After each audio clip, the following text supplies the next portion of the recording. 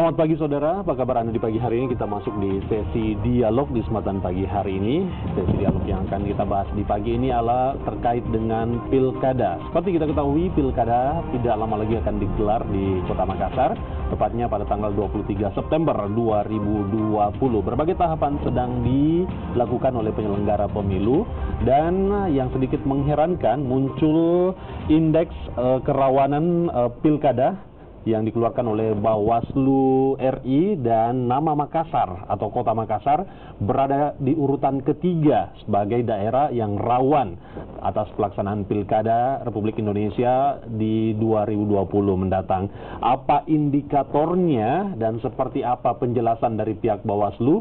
Langsung kami hadirkan Komisioner Bawaslu Sulawesi Selatan, ada Asri Yusuf. Selamat pagi Pak Asri. Selamat pagi. Apa kabar Pak? Baik, baik. Terima kasih Pak Asri sudah hadir di studio Kompas TV Makassar. Boleh diceritakan sedikit tahapan di Bawaslu saat ini apa Pak ya? Ya, saat ini kita sedang melaksanakan rekrutmen pengawas desa dan kelurahan. Pengawas desa dan kelurahan. Iya. Oke. Selain itu, kami juga sedang giat-giatnya menyelenggarakan bimbingan teknis penanganan pelanggaran di tingkat Panwas Kecamatan.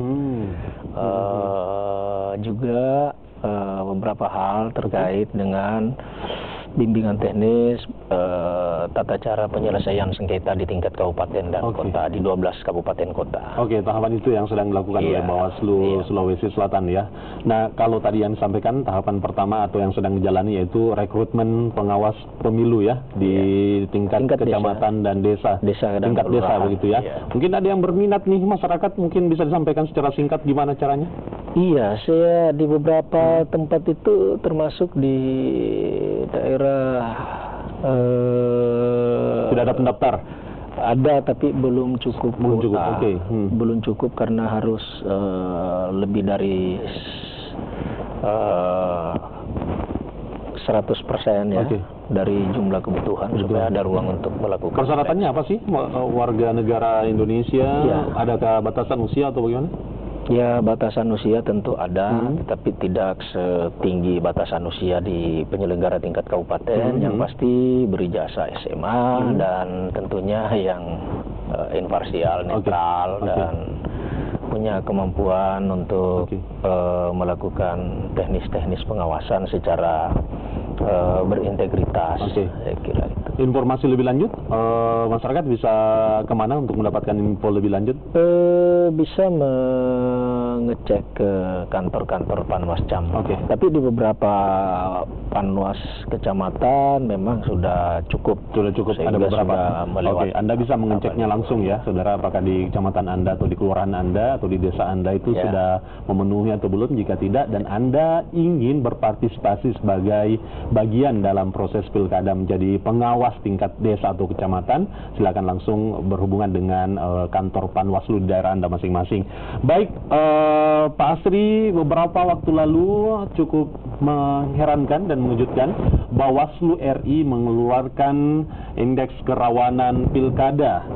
Daerah-daerah yang kemudian digadang-gadang memiliki potensi besar terjadi kerawanan terkait dengan pelaksanaan pilkada 2020, dan bisa dijelaskan terlebih dahulu apa ini indeks kerawanan pilkada dan latar belakang untuk memunculkan ini, bagaimana, apa sebenarnya yang mendasari? Ya, indeks kerawanan penyelenggaraan pilkada ini memang mengacu pada potensi-potensi kerawanan terhadap terselenggaranya pemilihan kepala daerah yang luber dan jurdil ya, berintegritas. Ini juga memang akan berkorelasi dengan indeks kerawanan yang diolah oleh pihak kepolisian. Nah, ada beberapa indikator, salah satunya adalah sejarah penyelenggaraan pemilihan kepala daerah sebelumnya, kemudian tingkat kontestasi, kemudian kepatuhan penyelenggara pemilu untuk melaksanakan prosedur tahapan itu secara tepat, tingkat kepatuhannya, dan tentunya juga memang yang paling mendasar adalah faktor-faktor yang kemudian sejarah kondisi daerah dan beberapa hal lainnya yang kemudian menjadi acuan Bawaslu untuk menetapkan Makassar itu tertinggi ketiga, rawan tinggi ketiga secara nasional. Saya kira memang indeks kerawanan untuk Makassar yang tinggi ini tentunya kan menjadi catatan bagi kita, khususnya di Sulawesi Selatan. Kami di Bawaslu Sulawesi Selatan untuk pekerjaan besar. Ya, menjadikan Makassar ini sebagai penyelenggaraan pemilihan kepala daerah yang tidak boleh lepas dari pengamatan kita bersama. Baik, jadi dari pemaparan Pak Asri tadi disampaikan bahwa ada beberapa indikator yang membuat sebuah daerah masuk dalam deretan nama-nama daerah yang memiliki indeks kerawanan pilkada di tahun 2020 ini, dan secara umum tadi sudah disampaikan termasuk diantaranya bagaimana penyelenggara pemilu ini harus bekerja netral, karena ketika tidak bekerja secara maksimal ini akan menjadi sorotan masyarakat, dan di situ bisa muncul riak-riak dari masyarakat ya. Beberapa indikatornya telah disampaikan tadi. Anda kemudian tadi sudah menyinggung, maka saya akan menanyakan bahwa Makassar ditempatkan di urutan ketiga di bawah dari, kalau tidak salah yang pertama Manokwari, yang kedua Mamuju, kemudian yang ketiga Makassar. Apa yang kemudian mendasari, dua yang pertama dulu kita bahas, ini patut juga dibahas nih, baru kemudian Makassar nanti. Manokwari dan Mamuju, kira-kira Anda mengetahui mengapa kemudian dua daerah ini menjadi daerah yang rawan terkait dengan pelaksanaan pilkada di tahun 2020 ini? Ya, kemungkinan faktor kontestasi untuk Mamuju, lalu kemudian kemungkinan juga untuk Manokwari mungkin kepatuhan penyelenggara mungkin biasanya, karena ini kan daerah-daerah di Papua ini kan banyak sekali aduan-aduan ke DKPP. Saya kira ketidakprofesionalan penyelenggara pemilu juga akan memicu ketidakpuasan akan hasil. Iya. Kalau di Makassar sendiri kami coba-coba pelajari, karena itu yang betul-betul kami dalami. Ya, itu tadi tingkat kontestasi yang begitu agak-agak tinggi, lalu kemudian juga sejarah penyelenggaraan pilkada sebelumnya. Itu yang dua. Salah satunya juga beberapa case yang kami tangani juga di Makassar ini, khususnya pada penyelenggaraan pilkada sebelumnya dan juga pada penyelenggaraan pemilu. Di Makassar ini ada kekerasan terhadap penyelenggara pemilu, ada juga penyelenggara pemilu yang kemudian terbukti melakukan pelanggaran, putus di pengadilan, itu kemudian yang kami rasa harus mendapatkan perhatian khusus. Kami tetapkan bahwa Makassar itu ada kerawanan di beberapa hal yang kemudian kami sampaikan ke RI lakukan pemetaan, dan jatuhnya Makassar di urutan ketiga. Jatuhnya Makassar di urutan ketiga itu berarti pekerjaan besar bagi semua pihak, diantaranya Bawaslu Sulawesi Selatan, pihak KPU terutama sebagai penyelenggara pemilu, kemudian juga bagi pasangan calon, tim sukses dan lain-lain harus menjaga keamanan, kedamaian untuk pilkada 2020 ini, begitu ya. Lalu ketika daerah kekuasaan Anda begitu ya, Sulawesi Selatan dan salah satunya adalah Makassar, kemudian dikategorikan sebagai rawan pilkada di 2020 ini, bagaimana tanggapan Anda sebagai komisioner? Iya, tentunya selalu kita ambil sisi positifnya saja, bahwa sepanjang sejarah penyelenggaraan di Sulawesi Selatan ini selalu berada pada zona-zona yang rawan tinggi, begitu kan. Kalau di kepolisian itu biasanya menggunakan warna kan, ya kalau kita ini rawan sedang, rawan tinggi, kalau selatan selalu rawan tinggi. Dan mudah-mudahan bukan cuma kami menggunakan standar-standar penyelenggaraan dan pengawasan penyelenggaraan yang telah kita lewati, malah kami berpikir untuk lebih meningkatkan lagi standar-standar pengawasan itu, tingkatkan koordinasi, termasuk kami kemarin langsung turun ke Kota Makassar, langsung buka aplikasi, minta panwas jamnya segera. Kami memberikan arahan melalui Vkom, menanyakan beberapa hal yang berkaitan dengan kegiatan-kegiatan yang ada di bawah, lalu kemudian beberapa hal yang kira-kira kemudian menjadi pertanyaan teman-teman di bawah. saya minta untuk ditanyakan agar kami bisa memberikan penjelasan arahan yang jelas. Baik, jadi Anda segera melakukan koordinasi begitu dengan pihak Bawaslu Kota dan Kabupaten yang ada di termasuk sampai ke kecamatan. Sampai ke kecamatan begitu untuk mengantisipasi. Baik, salah satu faktor lain yang kemudian juga menjadi penyebab terjadinya bisa dikatakan kerawanan pilkada di sebuah daerah adalah bagaimana ketegasan dari pihak Panwaslu. Dalam hal ini mereka yang kemudian menindak para pelanggar-pelanggar begitu. Nanti kita akan tanyakan kepada Komisioner Bawaslu langsung. Tetap bersama kami di Kompas Sulsel.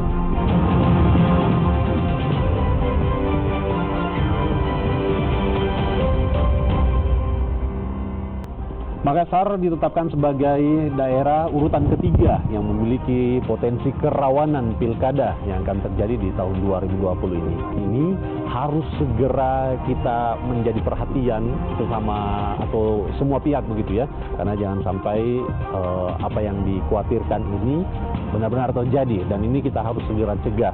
Ada Komisioner Bawaslu yang memiliki peranan besar begitu untuk kemudian menindak para pelanggar-pelanggar agar kemudian tidak ada riak-riak yang terjadi di masyarakat Makassar khususnya. Baik Pak Asri Yusuf, apa yang kemudian dilakukan oleh pihak Bawaslu setelah mendapatkan indeks kerawanan pilkada ini untuk kemudian benar-benar tegas menegakkan aturan yang sesuai ketentuan agar kemudian tidak banyak pelanggaran yang terjadi, kalaupun ada pelanggaran benar-benar harus segera ditindak dalam proses pilkada ini? Yes. Iya, jadi kami ada 3 fungsi yang betul-betul kami harus efektifkan. Pertama adalah fungsi pencegahan, yang kedua adalah fungsi 4 fungsinya. Fungsi pertama pencegahan, fungsi kedua melakukan pengawasan aktif pada setiap kegiatan-kegiatan tahapan, yang ketiga fungsi penanganan pelanggaran, dan yang keempat adalah penyelesaian sengketa. Nah, di awal-awal kami ini berjibaku di wilayah pencegahan. Pencegahan kami, teman-teman di divisi pencegahan itu kami backup untuk menyampaikan, menyebarkan hal-hal yang boleh dan tidak boleh dilakukan, dan bekerja sama dengan seluruh pihak, baik tokoh agama, tokoh masyarakat, kalangan perguruan tinggi, termasuk kalangan-kalangan institusi yang bekerja di wilayah yudikatif, kejaksaan dengan kepolisian. Nah, di pengawasan aktif nantinya juga sekarang ini kan mulai dari pengawasan rekrutmen Panwascam itu kita sudah lakukan. Kita betul-betul memastikan bahwa tidak ada anggota PPK yang kemudian direkrut itu ternyata punya sejarah yang bermasalah dengan integritas. Betul. Itu yang kita kawal. Lalu kemudian kita juga akan kawal nanti proses pencalonan. Sekarang ini kan sudah ada penyerahan daftar dukungan calon perseorangan di 2 kabupaten, di 10 kabupaten lainnya itu kan tidak ada, tetapi di 2 kabupaten Maros dan Selayar ini ada perorangan. Ada perorangan, dan kita betul-betul melakukan pengawasan terhadap proses itu. Di penanganan pelanggaran kami insya Allah siap, dan untuk urusan-urusan penanganan pelanggaran ini kami tidak pernah ragu. Sejauh ini tahapannya baru sampai penyetoran syarat dukungan untuk jalur perseorangan. Adakah laporan yang cukup serius yang masuk ke Bawaslu sejauh ini di tingkat Sulawesi Selatan atau Makassar begitu?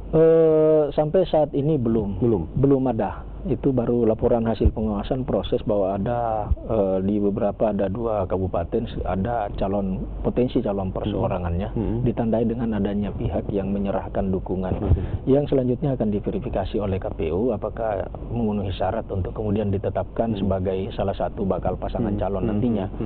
Saya kira itu.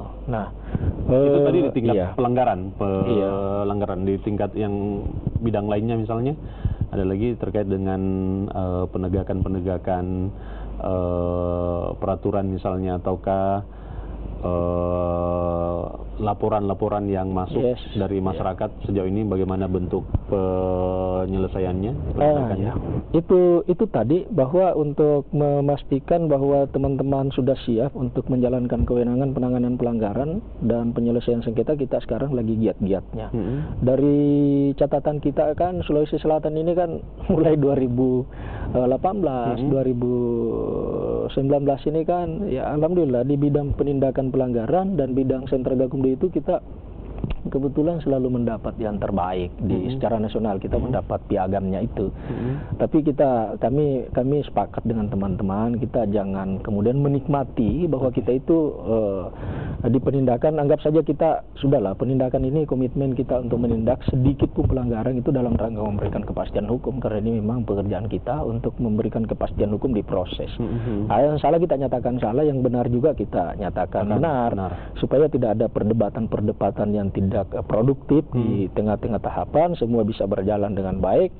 Ada pelanggaran administrasi, kita kemudian lakukan analisis, pelanggarannya kita perbaiki, korektif administrasi, supaya ada recovery kesalahan-kesalahan itu.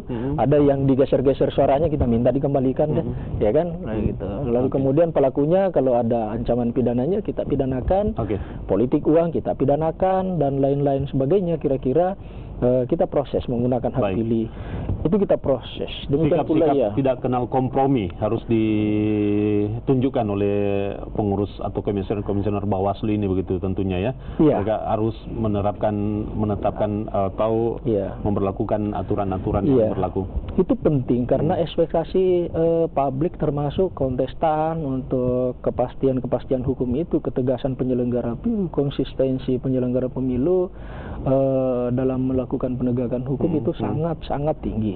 Dan kami sangat sadar bahwa kepatuhan hukum dan ketegasan melakukan penegakan hukum dalam proses pemilu ini bagian daripada syarat terselenggaranya sebuah pemilu yang berstandar internasional. Saya kira itu juga, dan memang kita sangat rasakan ketika pengawas pemilunya tidak tegas, pasti muncul masalah. Masalah itu terselesaikan di lapangan, kira-kira seperti itu, karena tidak ada pihak yang akan dipercaya untuk menyelesaikan masalahnya, sehingga para pihak yang bermasalah di bawah ini saling mengeksekusi di lapangan. Kita tidak mau hal ini terjadi sebetulnya. Mau kecil masalahnya, mau besar, sepanjang itu persoalannya adalah persoalan pemilu atau pemilihan, kami siap untuk memberikan hukumnya seperti apa. Kalau itu salah, kami akan nyatakan salah, minta untuk diperbaiki secara administratif. Kalau itu melanggar ketentuan pidana, kita akan bekerja sama dengan sentra Gakumdu. Baik, bagaimana kemudian memastikan pihak Bawaslu ini suatu saat ke depan ketika mengambil sebuah keputusan adalah keputusan yang benar, begitu, bukan keputusan yang diragukan, kemudian dari keputusan yang benar itu kemudian bisa menciptakan kedamaian, begitu? Iya, saya kira Bawaslu ini akan teruji akuntabilitasnya dari aspek penanganan pelanggaran administrasi. Itu akan teruji nantinya pada saat seluruh persoalan ini diperkarakan di Mahkamah Konstitusi. Bawaslu akan menyampaikan hasil penanganan pelanggaran yang berkaitan dengan yang diperkarakan itu. Lalu kemudian setiap saat kami terbuka. Ada pihak yang ingin meminta penjelasan berkaitan dengan pelanggaran-pelanggaran yang telah kami tangani, terbuka, prosesnya terbuka semua. Penanganan pelanggarannya juga terbuka melalui sidang. Sidang terbuka seperti layaknya di pengadilan. Semua prosesnya berjalan secara terbuka. Penyelesaian sengketa juga demikian, tidak ada yang kita tutup-tutupi. Nah, kami sadar bahwa hasil pekerjaan kami itu akan dipelototi oleh kalangan akademisi, dipelototi oleh masyarakat, pengamat hukum dan pengamat politik dan lain-lain sebagainya, dan yang secara formal juga Mahkamah Konstitusi akan melihat seperti apa putusan-putusan Bawaslu ini, dan demikian pula dengan Dewan Kehormatan Penyelenggara Pemilu. Kalau kami diadukan karena tidak profesional, dan kami sudah alami. Setelah keluarnya indeks kerawanan pilkada dikeluarkan oleh Bawaslu RI dan Makassar di urutan ketiga, adakah kemudian koordinasi, seperti apa koordinasi yang dilakukan oleh pihak Bawaslu dengan penyelenggara pemilu, KPU, dan juga pihak kepolisian yang akan mengamankan proses pilkada, begitu? Ya, koordinasi itu tentunya berjalan dalam konteks pencegahan, tentunya sudah berjalan. Teman-teman KPU dan teman-teman Bawaslu di 12 kabupaten kota ini memang dari awal teman-teman KPU sebelum menjalankan tahapan membuka ruang untuk berkoordinasi dengan Bawaslu.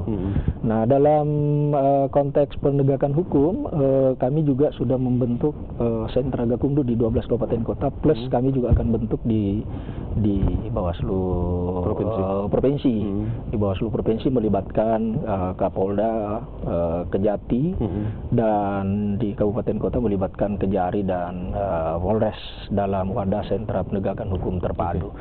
Insya Allah dalam waktu dekat kami akan berkumpul di Makassar ini, di ibu kota provinsi ini, untuk menyamakan pola sikap dan pola tindak kita. Bagaimana kita menyikapi, bagaimana kita desain-desain penanganan pelanggaran, desain-desain pembinaan, desain-desain supervisi yang efektif di masa tahapan ini agar bisa. Baik. Anda sendiri Pak Asri Yusuf, Komisioner Bawaslu Sulawesi Selatan, ini sudah merupakan periode kedua Anda begitu sebagai Komisioner Bawaslu. Di periode pertama Anda bertemu dengan proses pilkada yang cukup alot di beberapa daerah termasuk di Makassar pada waktu itu 2019 atau 2018 ya. Waktu itu. Sebenarnya dari pembelajaran waktu itu apa yang kemudian berpotensi, laporan-laporan apa yang biasa masuk pada saat pilkada, mungkin belajar dari pilkada Makassar yang sudah berlalu? Ya, pilkada serentak 2018 telah banyak memberikan pelajaran bagi kita, dan itu kemudian kita jadikan acuan untuk menyusun kebijakan pencegahan, termasuk penindakannya sendiri. Makassar, Palopo dengan Kota Parepare kemarin ada dentuman-dentuman itu pelanggaran terhadap pasal 71 yang mana incumbent itu calon incumbent sebelum dia ditetapkan, kan kita katakan calon incumbent sebelum dia ditetapkan itu seharusnya tidak melakukan kegiatan-kegiatan yang bersifat larangan pasal 71, yaitu lakukan memutasi selama 6 bulan sebelum penetapan, menggunakan program kegiatan yang menguntungkan atau merugikan pasangan calon nantinya setelah ditetapkan. Nah, ini semua yang bersoal yang kemudian menarik perhatian publik saat itu, dan termasuk di Makassar saya kira. Baik, artinya pilkada 2018 waktu itu di beberapa daerah, kabupaten kota juga tentunya akan semakin mendewasakan pihak Bawaslu untuk kemudian bisa mencegah terjadinya potensi-potensi yang tidak kita inginkan, khususnya untuk di wilayah kota Makassar begitu. Terakhir, himbauan penting terkait keluarnya indeks kerawanan pilkada yang dikeluarkan oleh Bawaslu RI kepada masyarakat Sulawesi Selatan, khususnya di Makassar. Ya, saya kira kita semua pihak yang punya andil dalam penyelenggaraan pemilihan di Sulawesi Selatan, pemilihan kepala daerah 12 kabupaten kota di Sulawesi Selatan dan khususnya di Makassar. Saya kira Makassar, marilah kita jaga kualitas pemilunya. Makassar ini adalah ikon Indonesia Timur, lumbung kader kepemimpinan nasional, dan menjadi barometer penyelenggaraan pemilihan di Indonesia belahan timur ini. Saya berharap pembelajaran yang negatif di pilkada yang sebelumnya terjadi di Sulawesi Selatan, khususnya di Makassar ini tidak terjadi, dan kita rubah bahwa penyelenggara pemilu di luar Sulawesi Selatan ini bercermin ke Makassar, bagaimana menciptakan penyelenggaraan pemilu yang betul-betul berkualitas, berintegritas, dan berjalan damai tentunya. Ya, baik, terima kasih. Pesan penting dari seorang Komisioner Bawaslu Sulsel, Asri Yusuf, terhadap masyarakat di Makassar dan Sulawesi Selatan pada umumnya, agar kiranya proses mencari pemimpin di kota Makassar dan di beberapa daerah di Sulawesi Selatan ini menjadi proses yang damai, proses yang membuat kita antusias begitu mencari pemimpin terbaik, bukan proses untuk memecah belah persaudaraan, kekeluargaan sesama anak Sulawesi Selatan begitu ya. Terima kasih telah hadir di studio Kompas TV Makassar. Saya Indra Bakti menutup sesi dialog kali ini. Informasi lainnya akan hadir saat lagi bersama rekan kami. Tetap bersama kami di Kompas Sulsel.